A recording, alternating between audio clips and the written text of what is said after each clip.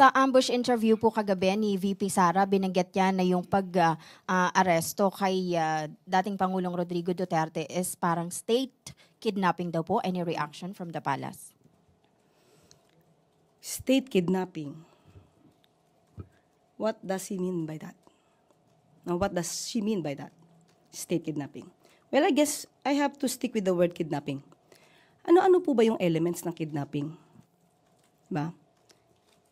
Pagkuha ng sapilitan ng walang otoridad. Yung pinakasimple. Yun ang pinakasimple para sa taong bayan. Unang-una po, paano po magiging kidnapping? Kung may warrant of arrest.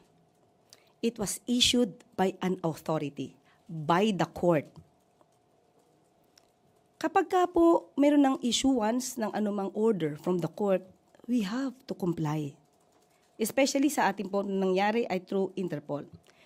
Hindi po pwedeng kapag ka po nagsuserve ang sino mang otoridad, let's say sheriff, atin na lang po itong tatalikuran or ating sasaktan o ating susuntukin.